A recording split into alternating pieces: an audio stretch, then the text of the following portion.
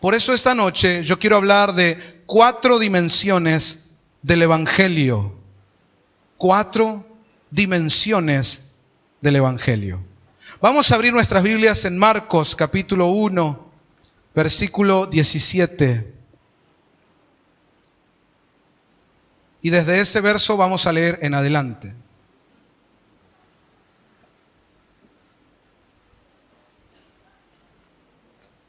Marcos capítulo 1, verso 17. Lo estoy repitiendo y esperando para que usted pueda encontrarlo en su Biblia. Y si no, también tenemos aquí la pantalla que nos comparte de la palabra del Señor. A mí me gustaría que antes de leer la Biblia, la palabra de Dios, podamos hacer una oración. ¿Qué le parece? Señor, esta noche queremos pedirte tu auxilio, tu ayuda, que extiendas tu mano sobre nosotros y nos reveles tu evangelio, que es tu mensaje para nosotros. A veces notamos que no tenemos todo el mensaje o que no logramos vivir todo este evangelio. Pero queremos, Señor, llegar a la plenitud. Te estamos pidiendo con todo nuestro corazón. Revélanos hoy la palabra. Revélanos, Señor, este precioso evangelio. En el nombre de Jesús. Amén y amén. Dice Marcos, capítulo 1, verso 17 en adelante. Yo tengo la versión, la Biblia de las Américas. Jesús les dijo: seguidme y yo haré que seáis pescadores de hombres. A mí me gustaría que usted lea conmigo esa primera frase, porque es bien impactante lo que el Señor está diciendo. ¿Lo lee conmigo? Dice: Jesús les dijo: seguidme y yo haré que seáis pescadores de hombres. Y dejando al instante las redes, le siguieron. Yendo un poco más adelante, vio a Jacob, el hijo de Zebedeo, y a su hermano Juan, los cuales estaban también en la barca remendando las redes. Y al instante los llamó. Y ellos, dejando a su padre Zebedeo en la barca con los jornaleros, se fueron tras él. Mire qué tremendo cómo Cristo iba tomando a los que serían sus seguidores, los cuales eran capaces de dejar todo por seguirle. Qué lindo sería ver eso hoy otra vez en medio nuestro. Dice, yendo un poco más adelante, eso ya lo leímos. Verso 21.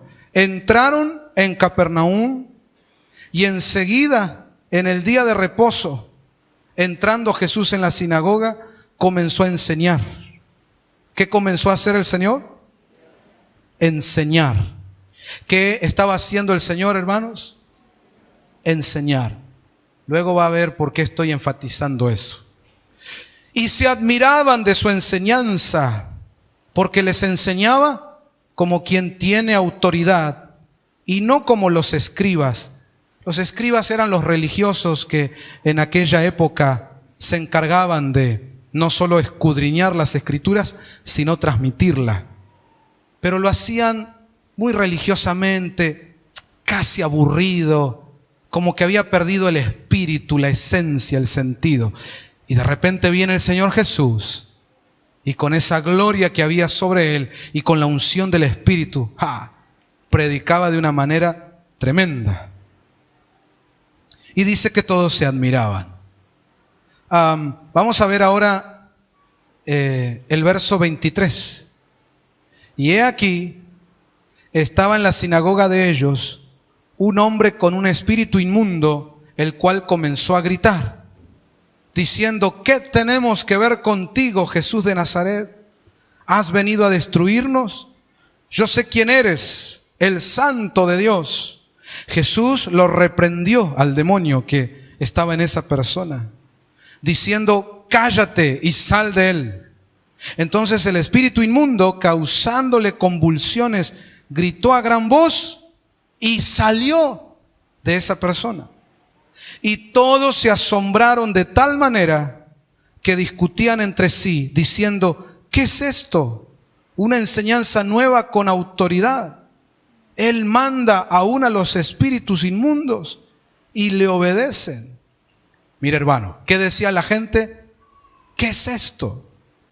Dice que la gente se asombraba de que ahora había enseñanza con autoridad y que se notaba en la liberación de los endemoniados. Bueno, continúa entonces y dice ahora el verso 28. Usted puede leerlo conmigo, por favor. Enseguida su fama se extendió por todas partes, por toda la región alrededor de Galilea. Inmediatamente después de haber salido de la sinagoga, fueron a casa de Simón y Andrés con Jacob y Juan. Y la suegra de Simón yacía enferma con fiebre, y enseguida le hablaron de ella. Jesús se le acercó y tomándola de la mano, la levantó, y la fiebre la dejó, y ella comenzó a servirles. Dice el verso 32, a la caída de la tarde, después de la puesta del sol, le trajeron todos los que estaban enfermos y todos los endemoniados, y toda la ciudad se había amontonado a la puerta. Quiero leer de nuevo este verso 33. Y toda la ciudad se había amontonado a la puerta. Ahora yo quiero leerlo con usted en voz alta, que retumbe acá en el teatro. ¿Cómo dice? Y toda la ciudad. Ahora lo vamos a leer otra vez juntos, pero usted va a entender por qué estoy repitiendo esta frase. Porque lo vamos a profetizar. Que en la puerta de cada auditorio, empezando por el Teatro Hindú Club, pero en cada auditorio donde MSN se reúna, en esa puerta la gente se va a amontonar. Las multitudes van a agolparse. ¡Aleluya! Puede levantar su mano y leerlo, como dice la palabra. Y toda la ciudad se había amontonado a la puerta. Diga conmigo así: cuando se predica el evangelio completo, empiezan a suceder esas cosas. Por ejemplo, entre ellas, que la ciudad entera sea conmovida, que las multitudes corran a Cristo.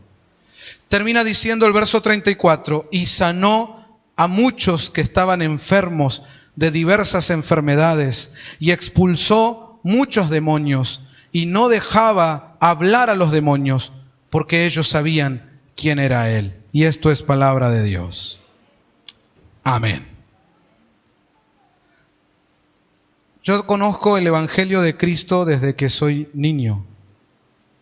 Y muchas veces he estado relacionado con este Evangelio precioso en las diferentes etapas de mi vida.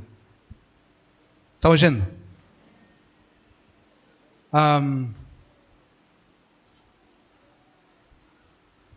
Aprendí desde niñito a orar a Dios. También era muy chiquito cuando ya me llevaban a la escuela dominical, le decían en aquella época. Era la escuelita bíblica para los niños. Aprendía las historias de la Biblia y empecé a descubrir que había algo especial, algo que me resultaba lindo, gratificante en mi corazón, en todas esas cosas que tenía que ver con Dios. Mucho tenía que ver en esto mis padres. Algo que yo fui descubriendo en relación a lo que hacían mis padres en casa es que no era religiosidad. No era que ellos tenían una religión con la cual cumplían 1 o 2 veces por semana yendo al templo y después volvíamos a casa y teníamos nuestra vida. Sino que lo que yo empecé a notar a medida que iba creciendo es que mis padres vivían el Evangelio de Cristo. era algo cotidiano para ellos. Y entonces también lo era para mí. Yo me despertaba prácticamente todos los días con la oración de mi madre, porque la puerta de mi habitación daba con la cocina. Y ese era el lugar preferido de mi mamá. Casi que les diría que ese era el altar de mi mamá. Estaba la cocina, no me refiero al ambiente, sino al artefacto donde calentamos los alimentos. Había un huequito y aquí estaba la heladera. Entre la heladera y la cocina, mi mamá había puesto una sillita que le daba posibilidad de moverse, de cocinar, pero también de sentarse o arrodillarse. Y desde la puerta de mi habitación no se la veía a ella. Si estaba arrodillada, se veían los piecitos nomás, porque tenía la heladera de este lado. Pero entre la heladera y esa cocina, hermano, ahí había gloria de Dios. Y a veces era solo sacar la cabecita de mi cama y saber que ahí estaba mi madre, pues veía sus piecitos, ya que estaba arrodillada orando. Casi todos los días, despertarme con su voz orando. Yo creo que ella empezaría despacito para no despertar a los hijos, pero la gloria de Dios la envolvía y no era una mujer que oraba de manera religiosa, solo para cumplir. No, su oración tenía algo. Realmente la gloria de Dios bajaba. Pasaban cosas en mi casa porque Dios estaba en medio nuestro. Pero era algo precioso para mí. No estaba en medio de una familia mística, fantasiosa, con cosas raras que más bien darían temor. No, era algo precioso. Y ese algo precioso no era otra cosa sino la presencia del Señor. Entonces, no se puede explicar mucho, al menos yo no logro hacerlo, pero por alguna razón yo ya a los 3 años oraba con intensidad. No es que lo recuerde tanto, aunque tengo flashes, pero tengo grabaciones. En realidad, mi padre en la casa tiene grabaciones. En aquella época era con cassette. Así que él tenía una grabadora, ponía los cassettes y se la pasaba grabando diferentes cosas de nuestra casa. Y una de ellas era cuando orábamos. Y hay grabaciones donde yo me ponía a orar. No hablaba bien todavía. Da gracia, es cómico escuchar algunas palabras que las balbuceaba. Pero tenía una fuerza, hermano, más fuerza que ahora. Una unción. Con solo 3 años. Y oraba por la familia y bendecía a mis hermanos y a mis abuelos, mis tíos que vivían al lado. Y se escuchaba por ahí de fondo a mi papá acompañándome y emocionado, como todo padre, ¿no? Cuando está grabando. Ahora los papás no tenemos cassette, sino que celulares, y hasta los filmamos a nuestros hijos. Y se nos cae la baba por ellos. Calculo que así estaría mi papá, porque se escucha de fondo, así como la voz quebrada, emocionado. Aleluya, hacia mi viejo, ¿no? Pero moqueando por ver al hijo como oraba. Pero me impresionó la otra vez que escuché ese audio. ¿Cómo puede un pibito de 3 años orar así? Solamente que se viva en su casa el verdadero evangelio, donde realmente Dios esté y no sea una familia que solo cumple con religión, sino una familia donde habitan, moran con el Señor.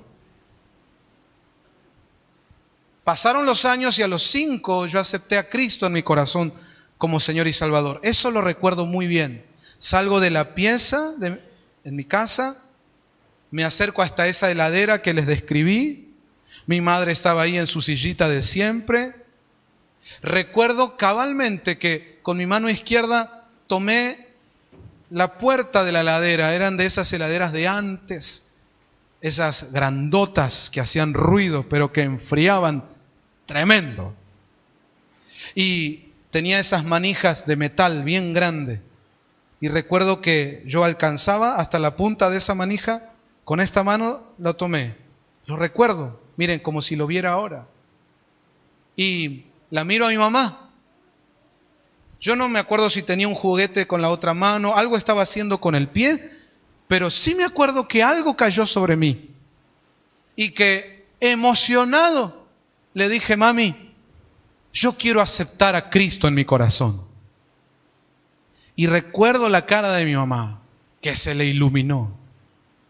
Sí, hijo, ¿cómo no? Ahora mismo. Y entonces ella me hace repetir la oración. Y fue la primera vez que oficialmente yo hice la oración de aceptar a Cristo como Señor y Salvador. 5 años. ¿Cómo puede suceder algo así? Con esa convicción. A tal punto que hoy, a mis 30 años, lo recuerdo plenamente. Es que en mi casa, hermanos, se vivía el evangelio cabal, total. No era que solo íbamos a la iglesia y ahí nos relacionábamos con las cosas de Dios y después en casa es otra cosa. No, era vivir con Dios las 24 horas. Cuando empiezo a leer este pasaje, me emociona, me toca el corazón al punto de decir, Señor, yo quiero que así vivamos toda la casa MCN.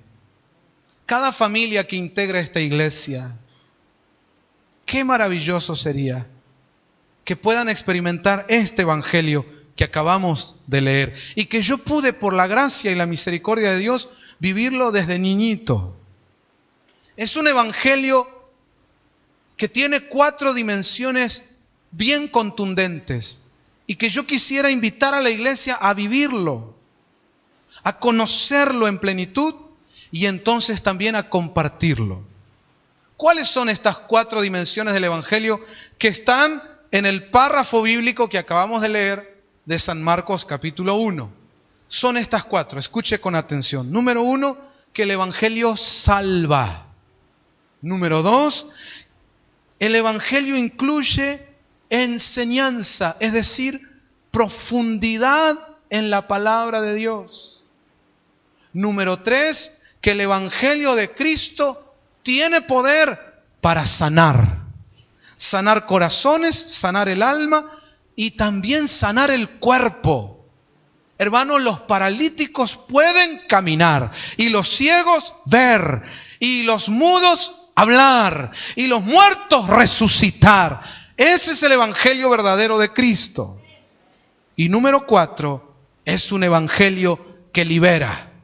No importa cuán fuerte la maldición, cuántos años de atadura, si se trata de espíritus inmundos o de demonios o de legiones de demonios, el evangelio de Cristo es un evangelio de poder que rompe cadenas y que liberta los corazones, liberta las almas, las familias y las ciudades enteras para la gloria de Dios. ¿Cuántos lo celebran? Amén. Amén. Entonces diga conmigo, número 1, el evangelio de Cristo trae salvación. Ahí en el versículo 17, el Señor dice, venid en pos de mí y os haré pescadores de hombres. ¿Qué es lo que el Señor quiere como primer paso en su evangelio? Que todos los que hemos creído en ese evangelio, evangelio significa buenas noticias. ¿Cuáles son las buenas noticias? La buena noticia es esta, que el hombre que es creación de Dios pecó, le dio la espalda a Dios. La ley universal dice que todo ser que transgrede, que peca contra Dios, entonces su alma dejará de ser. Dice, el alma que pecare, esa morirá. Pero hermanos, algo escandaloso sucedió. Algo que no se esperaba ocurrió. Resulta que esa raza de humanos que pecó y le dio la espalda a Dios, ahora recibe una noticia. Que el Hijo del Dios que creó a esta humanidad viene a la tierra. ¡Ja! Los árboles decían entre ellos: ahora viene el Hijo del Creador. Y seguramente los humanos van a recibir el castigo que se merecen, porque por ellos se corrompió la tierra. Por culpa del hombre entró el pecado, la enfermedad, el dolor y la muerte. No había creado Dios así las cosas, sino que en el paraíso estaba todo hecho perfecto. Pero es el hombre el responsable, porque desobedeció a Dios y le abrió las puertas al pecado. Un álamo le decía a un roble: me enteré que ahí viene el hijo del dueño, del jefe, del creador. Seguramente que se va a armar el tole tole. Seguramente que viene el juicio. Le decía un río al viento: ahí viene el Hijo del Creador. Y seguramente traerá el juicio, como ocurrió con Noé, aquella gran inundación, como ocurrió en otras ocasiones donde Dios envió fuego del cielo. Seguramente que se viene el gran juicio. Mirá cómo está el mundo, le dijo una montaña a la otra. Mira cómo sube la maldad y el pecado. Y me enteré que está por llegar el Hijo de Dios. Seguro que traerá fuego, castigo, juicio. Le decía una planta a otra: yo fui testigo de lo que ocurrió en Sodoma y Gomorra. Y como Dios del cielo envió castigo, hizo desaparecer esa ciudad llena de pecado. Ahora todo el mundo se contaminó de pecado y me enteré que viene el Hijo de Dios. Seguro que va a traer castigo, condenación. Había expectativa en el universo porque el Hijo de Dios vendría en persona. No manda ángeles, no manda mensajeros. Viene el mismísimo Hijo de Dios a la tierra. Y este es el Evangelio, es decir, la buena noticia. Présteme atención. Esta es la buena noticia, que el Hijo de Dios no vino al mundo para condenar al mundo, sino para morir en la cruz, para que todo aquel que cree en Él no sea condenado, sino que tenga vida eterna. ¡Wow! Es un escándalo. ¿Cuántos celebran el escandaloso amor de Dios? No viene a condenar, no viene a condenar. No viene a condenar, no viene a condenar. Escúcheme, este es el Evangelio.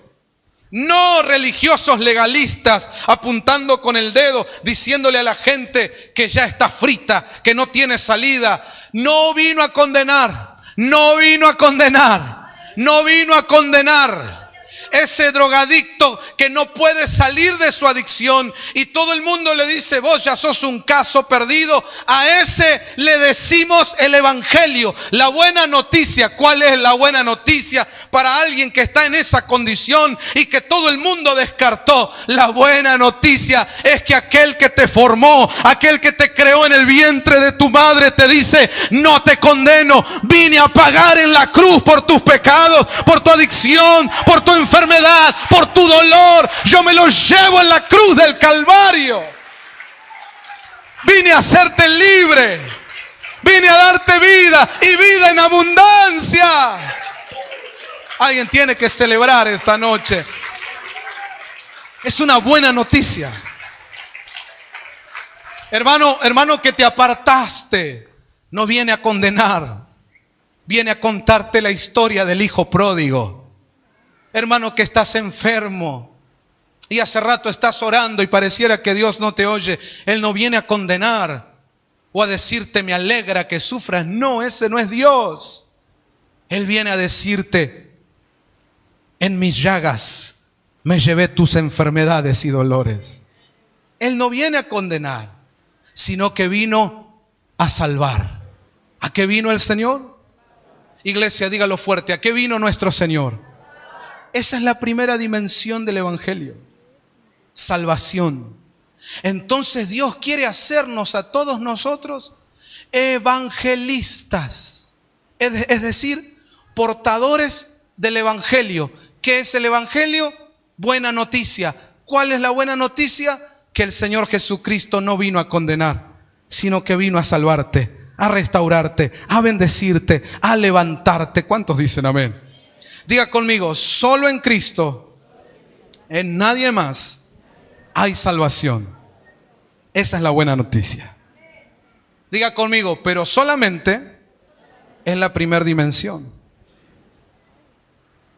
No se queden solo que Cristo salva. No se queden solo con que Cristo salva. Claro que es importantísimo, es lo primero, es lo vital, pero no es lo único. Lo voy a decir de nuevo. La salvación es lo primordial. La salvación es lo fundamental. Es vital, pero no es lo único. Mueva sus brazos conmigo, diga, no es lo único. Vamos a decir fuerte, el Evangelio de Cristo tiene mucho más. Yo digo amén. Le digo a los hermanos que nos escuchan, le digo a los ministros que por alguna razón o a través de algún medio me están escuchando o quizá viendo. No se queden solo con que Cristo es el Salvador. Hay mucho más. Por favor, dejen de estar haciendo iglesias tan superficiales con solamente las 3 o 4 cositas básicas que ustedes consideran que a la gente le va a gustar y ya. Por favor, dejen de detener a la gente y no permitirles avanzar cuando resulta que tenemos un evangelio que es profundo, es grande, porque viene de un Dios grande, insondable, maravilloso. Y si solo nos quedamos con que Él me salvó y que la salvación y damos vueltas solo en lo primero, en lo básico, en los atrios, nos estamos perdiendo tantas cosas. El segundo nivel, la segunda dimensión del evangelio es la enseñanza, o podríamos decir profundizar la palabra. Profundizar la palabra. Profundizar la palabra. Estoy hablando de la palabra de Dios. La buena noticia no es solamente que Cristo vino a salvarte, sino que Él nos quiere revelar los misterios del Creador del universo. Él tiene mucho tesoro. Él tiene bendiciones, hermanos, inimaginables, inalcanzables a nivel humano, porque son celestiales, son divinas. Son cosas que tienen que ver con la gloria de Dios y están en la palabra de Dios, pero hay que profundizarla, hay que enseñar. Yo hoy les hice enfatizar cuando leímos el párrafo bíblico que Jesús no solo predicaba, sino que iba a las sinagogas a enseñar. Vamos, diga conmigo la iglesia, diga fuerte, en este tiempo necesitamos que en la iglesia se enseñe. ¿Cuántos dicen amén? Bueno, nosotros tenemos instituto bíblico, tenemos el seminario tal, tenemos... No estoy hablando de eso. Yo sé que se le debe poner un formato. Y está bien si se le quiere dar formato de seminario, formato de instituto, formato de estudio sistemático, lo que fuere. Ok, pero me preocupa que gran parte de la iglesia solo se queda con lo básico, con lo superficial, y no estoy viendo en la mayoría de la cristiandad que se esté fomentando, que se esté propagando ese hambre por la palabra de Dios, esa sed por meterse mar adentro, por profundizar las escrituras, donde, hermano, dice la Biblia que en ellas está la vida. Llenamos conciertos donde hay pura música y puesta en escena, pero no se fomenta que la gente se reúna a comer de la palabra. Hemos instalado la idea de que aburre, de que cansa meter mucha palabra. Y los que se hacen llamar la iglesia emergente reducen los minutos de palabra de Dios. No, solo 20 minutos. Pueden estar 1 hora saltando y cantando, 2 horas de show, pero mensaje cortito, una reflexión. No, porque si no la gente se aburre. Eso es una mentira satánica. Cuando Jesús se sentaba a enseñar, era tal la gloria que fluía que la gente ni siquiera se movía para ir al baño. No iban ni siquiera a comer. Jesús tuvo que pedir en una oportunidad: démosle de comer a esta gente que hace 2 días que están dale a escuchar la palabra de Dios.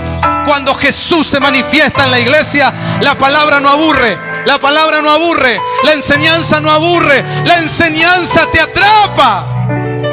¿Alguien dice amén? Vamos, diga conmigo. Segunda dimensión del Evangelio de Cristo es la enseñanza. Diga conmigo, iglesia, profundizar la palabra. Yo digo amén.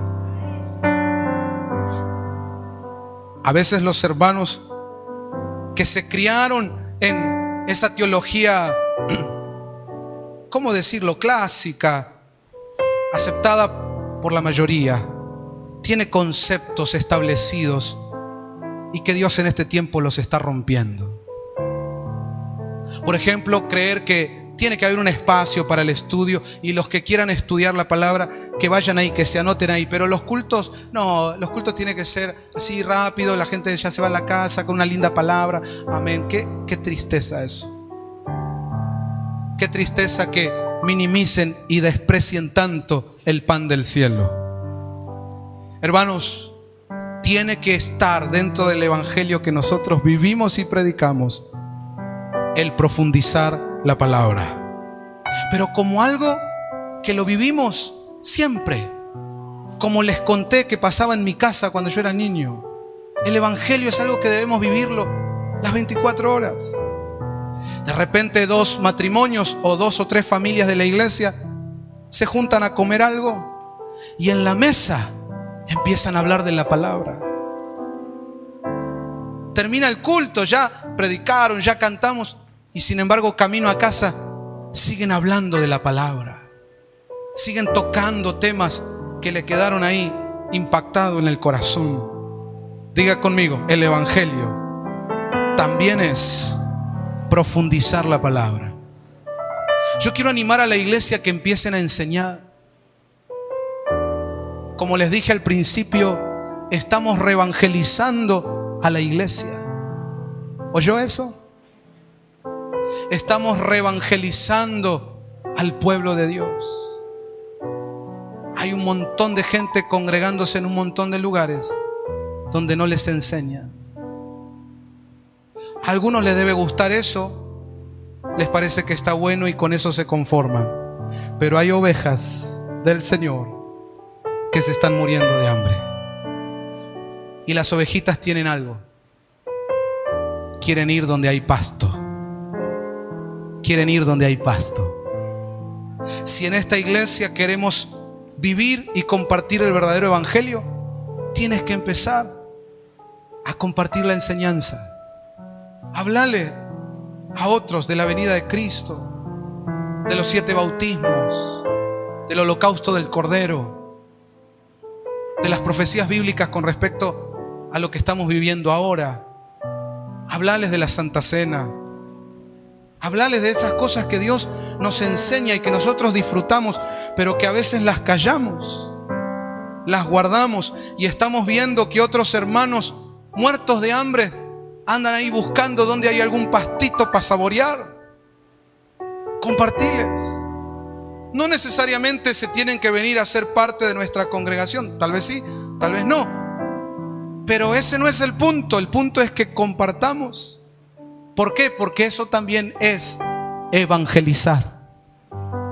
Diga conmigo, segunda dimensión del evangelio completo es la enseñanza. ¿Cuántos dicen amén? ¿Por qué, pastor, es importante la enseñanza? Diga conmigo, porque hay un peligro inmenso en toda la tierra, que es la ignorancia. Amén. La gente no sabe y por eso llena esos lugares que dicen ser cristianos donde les venden el aceite de la unción, el manto de la protección, la escoba para barrer espíritus, la vela para iluminar con la luz del Señor. Y la escoba vale $200, la vela vale $100, el manto vale no sé cuánto. Y la gente ignorante cae en los engaños. ¿Cuántos de nuestros jóvenes participan en actividades que dicen ser cristianas, pero están contaminadísimas con Babilonia? Y ahí están dejándose ministrar por gente que hasta tal vez es masón, es Illuminati, es del Opus Dei, o algún otro intruso, algún otro lobo disfrazado de oveja. Pero ¿por qué tantos caen en el engaño? Por la ignorancia. Por la ignorancia. Muchos hermanos dicen: me invitaron a una conferencia, voy a tal convención, y llegan y ven a un loco que zapatea, grita y parece que tiene fuego de Dios, y van y ponen la cabecita para que le impongan manos, y no tiene idea de lo que le están transmitiendo con esa imposición de manos. La gente cree que porque alguien haga señales o prodigios, entonces debe ser de Dios. Pero hermanos, si los brujos también hacen señales. Los brujos de Faraón también convirtieron sus varas en culebras, como lo hizo Moisés. La diferencia es que la culebra de Moisés se morfó a las otras, porque el poder de Dios siempre es mayor. Pero los que no están avivados se confunden. Diga conmigo: el peligro más grande que hay hoy en la tierra es la ignorancia. Por la ignorancia tenemos evangelistas famosos, tenemos pastores que han sido referentes en el ambiente cristiano, que hoy están promocionando el ecumenismo, diciendo una sarta de estupideces como si fuera la última revelación, llevando al resto del pueblo de Dios a contaminaciones tremendas. ¿Cómo se puede meter en eso? ¿Cómo, habiendo sido de tanta bendición, ahora está en ese río? El otro día hablaba con uno de los hermanos de la iglesia. Comentábamos acerca de un hombre de Dios que por muchos años ha hecho la obra de Dios de una manera que uno debe sacarse el sombrero. Es respetable todo el trabajo. Ha abierto muchas iglesias en todo el país. Ha levantado obras y obreros. Pero en estos últimos tiempos de su vida, en los últimos días, su prédica, su enseñanza se sale de una manera contundente del verdadero evangelio. Como que por todo lo que hizo, entonces hay que justificar lo que ahora dice. Pero lo que ahora dice está errado. Y es una pena, porque entonces me temo que fue en vano todo lo hecho. Eso no lo digo yo, lo dice el apóstol Pablo. Me temo que fue en vano todo el tiempo que invertí en ustedes. Es que, hermanos, el peligro más grande que hay hoy y que se lleva puesto aún a ministros es la ignorancia. Por eso el evangelio de Cristo tiene como contrarrestar esa fuerza, y esa unción que puede contrarrestar la ignorancia es la segunda dimensión del evangelio. Diga conmigo: la enseñanza. Levanten las manos, todos. Ore conmigo. Espíritu Santo, en este tiempo estoy comprendiendo que no hay evangelio completo si no hay enseñanza. Siga orando con sus propias palabras y pídale: Señor, revélame la palabra. Ayúdame, Espíritu Santo, a amar la palabra, a escudriñar la palabra. Padre, yo te pido esa noche que sueltes un espíritu de revelación aquí. Esa unción apostólica, esa unción magistral que nos envuelve a todos y nos enamora de tu palabra. Sí, Señor, derrámalo en la iglesia, y que mis hermanos empiecen a tener la costumbre de escuchar palabra en la casa, de mirar los videos de las prédicas en la casa, a la mañana, a la tarde, a la noche, de sentarse a escudriñar la Biblia, de no perderse un solo culto, de correr cuando están llegando tarde a la reunión, de que no se quieran perder nada de tu palabra, que se anoten en los seminarios que estén dispuestos a aprender. Y aún los que nos siguen por internet, aún los que siguen esta casa a la distancia, Señor, que ellos puedan cada semana obtener la enseñanza que viene del cielo, para que este evangelio de manera completa se difunda, se propague, se fomente. ¿Cuántos pueden decirle: Señor, úsame para que la enseñanza corra? Dígalo conmigo en voz alta, diga: amado Dios, te rogamos que caiga como rocío, como lluvia, tu enseñanza sobre la iglesia. Diga: Señor Jesús, siéntate aquí en medio nuestro y enséñanos como lo hacías en la sinagoga, en el monte. Dígalo fuerte: quiero oír tu voz. Enséñanos, Señor. Estoy abriendo mi corazón. ¿Es verdad eso? Dice amén. Lo celebra con aplausos de victoria esta noche. Amén. Amén. Amén. Amén. El otro mal que aqueja a la gente y muchas veces te saca del ring, le pone pausa a todos tus proyectos, al desarrollo de tu vida, es cuando aparece la enfermedad. ¿Cuántas familias que venían desarrollándose hasta que empiezan a hablar de oncólogos, de rayos, de quimio, y todo se trastorna en la casa? Cuando te dicen que ahora tenés una enfermedad degenerativa, que es crónica, que ahora tendrás que tomar muchos remedios, que tu cuerpo está cambiando. Hoy en día estamos en un mundo donde esto no es solo de la gente grande. Hay muchos jovencitos y jovencitas sufriendo enfermedades. Muchos padres sufriendo al lado de la camilla de sus niñitos en hospitales como el Garraham, como el Hospital de Niños de San Isidro. Es algo horrible cuando entra la enfermedad. Pero entonces aparece el Evangelio de Cristo. Diga conmigo: este Evangelio no solo salva, no solo enseña, sino que tiene poder. Dígalo fuerte: tiene poder para sanar. ¿Cuántos celebran eso si lo creen con todo su corazón? Hay milagros, hay milagros, hay milagros, hay milagros. Dios tiene poder para los milagros. Alguien aplaude fuerte eso. Amén. Esa es la tercera dimensión del Evangelio: sanidad. ¿Cuántos aquí experimentaron la sanidad de Dios en sus cuerpos? Levanten su mano, a ver, levante, arriba, arriba, arriba. Mire, wow. Decí conmigo: Dios me sanó, porque esto es parte de su Evangelio. Por lo menos a 2 personas decirle: Cristo no solo salva. Decirle: no solo te enseña. Míralo a los ojitos, a alguien le vas a ministrar. Decirle: Cristo también te puede sanar.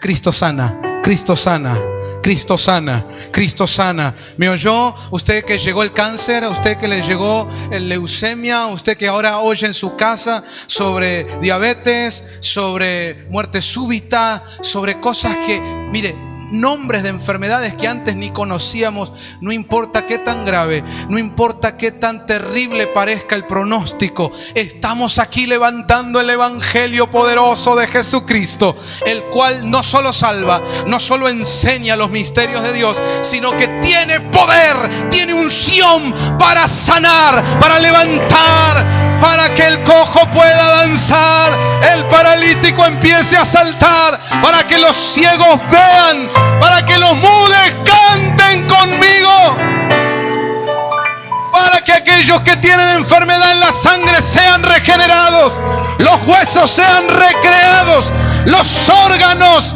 sean hechos nuevos por el toque de Dios. Vamos, mientras aplaude, yo estoy desatando oficialmente la unción de sanidad y de milagros en la iglesia de Cristo otra vez, como en la iglesia primitiva, otra vez. Vamos, mientras aplaude y adora al Señor, estamos abriendo ese portal. Estoy abriendo otra vez ese pozo de nuestros padres. Vamos, vamos, vamos, vamos, vamos, vamos. Mientras aplaude, esté profetizando conmigo, vamos. Oh, así como Pedro y Juan levantaron al cojo en la puerta de la iglesia, así como la iglesia primitiva veía el poder de Dios en señales y milagros, así como lo han hecho todos estos años a través de la unción de Dios. Vamos, siga aplaudiendo y glorifique el nombre del Señor.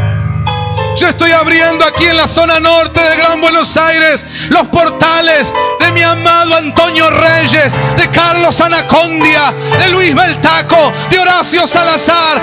Esa unción que sana a los enfermos, que resucita a los muertos. Yo estoy sacudiendo ese manto esta noche. El Evangelio sana, el Evangelio sana, el Evangelio sana. Vamos, vamos, vamos. Tiene que volver a creer la iglesia. Tiene que volver a creer. Oh, existen los milagros. Ese es el Evangelio de Cristo.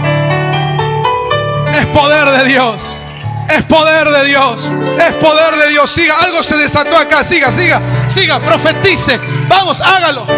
Suelte esta gloria, suelte esta unción. Oren los que tienen ministerio, oren, dile: Señor, dame esta unción. Yo voy a orar por los enfermos. Vamos, ahora Dios está tocando a algunos de ustedes. Hay que ir a visitar los hospitales, hay que ir.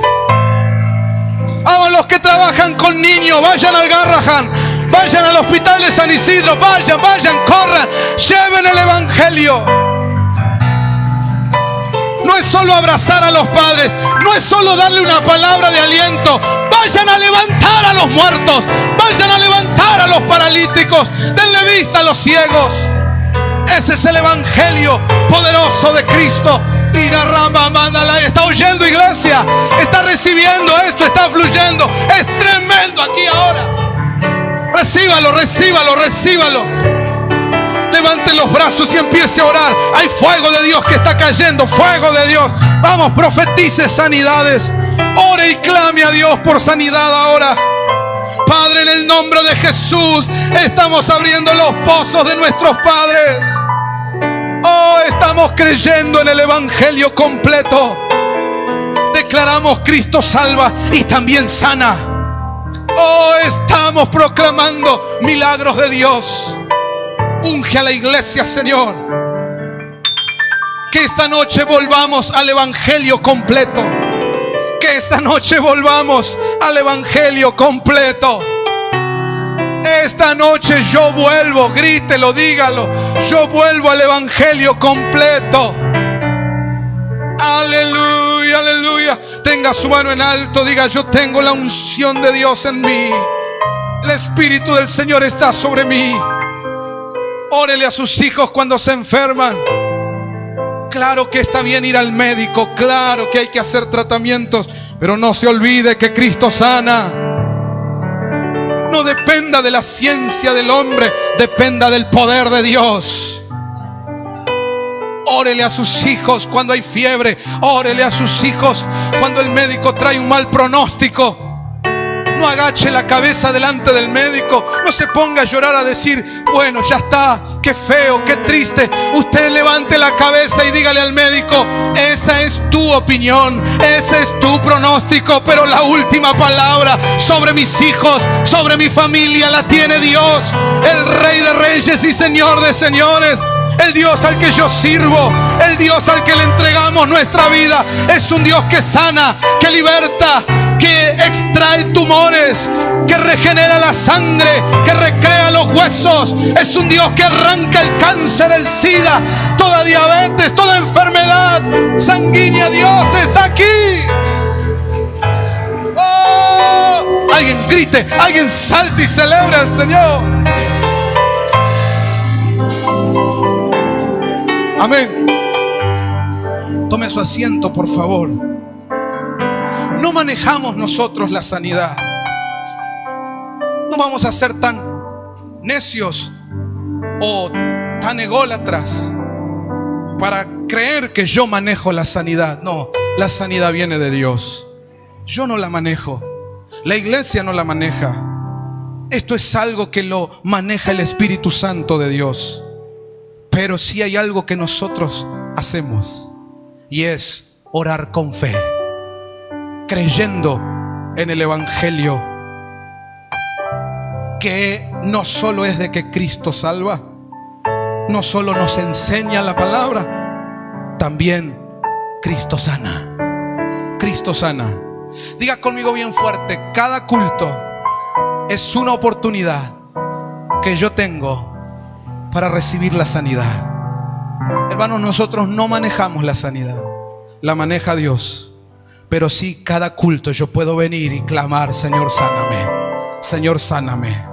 Yo no sé cuál será el culto, la reunión, la celebración, pero en una de ellas Dios te sana.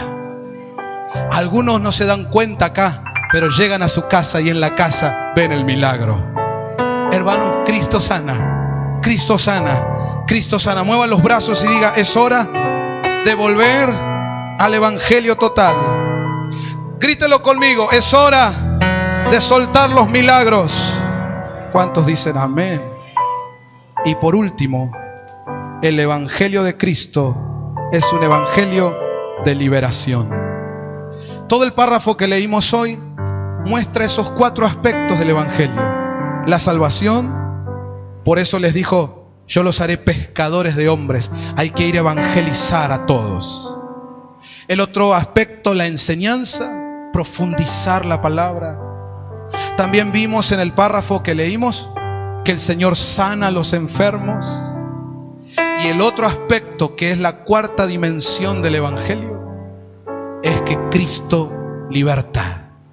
Diga conmigo: el Evangelio que nosotros creemos y predicamos tiene poder para liberar. Yo digo amén. Quiero terminar esta noche diciendo solo 2 o 3 cositas con respecto a este punto, pero enfocándome acá, en nosotros. Podría hablar mucho de liberación, es un tema amplio, pero quiero enfocarme acá, a nosotros. ¿Me va a oír estos últimos minutitos? Gracias, hermano. Escuche. El Evangelio tiene como esencia la libertad, porque se trata de un Cristo que es el libertador. El Espíritu Santo, que es esencia de este Evangelio, justamente lo que trae cada vez que aparece en una vida, en una familia, en un lugar, es libertad. De ahí viene el coro, que está ligado a una palabra que está en la Biblia. Donde está el Espíritu de Dios, hay libertad. Si usted lee Isaías 61, dice: el Espíritu de Jehová el Señor está sobre mí, por cuanto Él me ha ungido. Dice: para predicar, y dice: para libertar a los cautivos. Si usted le presta atención, cada vez que en la Biblia usted encuentra al Espíritu Santo operando, una de las operaciones que va a estar seguro siempre es la liberación. Diga conmigo: ¿dónde está el Espíritu de Dios? ¿Qué hay, iglesia? Libertad. Entonces, yo creo que es hora de que se predique ese evangelio con fuerza. El evangelio que liberta. Pero no podemos dar de lo que no tenemos. Qué vergüenza sería proclamar algo que yo no vivo, predicar de algo que yo no practico. Entonces la libertad del evangelio de Cristo tiene que desatarse primeramente en nosotros. Una de las cosas que sirven como examen, como prueba a ver si la iglesia está siendo liberada cada vez más, es la alabanza y la adoración. Si en el momento de alabar y adorar a Dios la iglesia está impedida, está con vergüenza, timidez, no explota, no estalla, no se suelta, eso nos habla que de acá para afuera podemos decir evangelio, podemos decir Cristo, podemos decir Dios, pero en el interior de nuestro corazón no lo estamos viviendo. Porque el evangelio de verdad, una de las patas de ese evangelio real es la libertad. Libre para servir a Dios, libre para adorar y alabar a Dios, libre de odios, rencores, de cosas que nos impiden avanzar en la vida, libre del pecado y de la muerte, libre de temores. Hermanos, libres. Libres. ¿Para qué? O mejor dicho, ¿para quién? Para Cristo. Diga conmigo, si yo no soy libre, ¿cómo puedo llevar el mensaje de libertad a otros? ¿Cuántos dicen amén? Pastor, entonces, hasta que no sea plenamente libre, no puedo predicar, no puedo hablarle a otros. No, sí puede. Sí puede. Porque si acá esperamos todos a ser libres totalmente a la perfección, a todos nos falta. A todos, ¿verdad que sí? Y entonces ninguno de nosotros podría ejercer su ministerio. Lo que le estoy diciendo es que usted y yo tenemos que estar en este trato de liberación constante. Vamos, diga conmigo. Toda la iglesia tiene que estar liberándose constantemente. Yo digo amén. Si usted ya entró en ese proceso de liberación, aunque todavía usted diga no estoy totalmente o perfectamente al 100%, puede usted compartirle a otros de ese proceso que usted está disfrutando. Hay un caso bíblico para respaldar lo que digo. José ejerció su ministerio y su don de interpretar sueños. ¿Dónde? En la cárcel. Lo metieron en la cárcel, pero allí él, ministrando su don, su ministerio, hizo que 2 de sus compañeros sean libres para que se cumpla el propósito de Dios en ellos. Y luego le tocó a José. Pero estando en la cárcel, le fue de bendición a otros. Estando en la cárcel, le fue de bendición a otros. Estando en la cárcel, le fue de bendición a otros.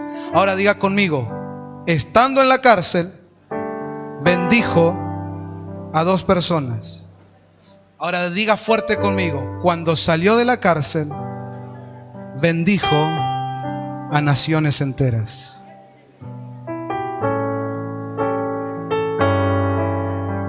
Denle un aplauso al Señor, denle un aplauso al Señor.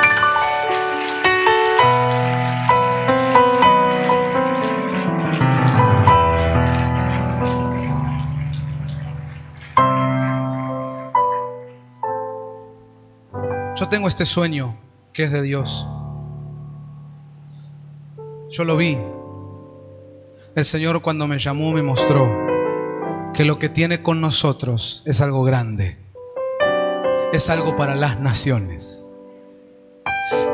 Pero a veces pasa el tiempo y pareciera que el cumplimiento de eso que Dios te mostró no llega.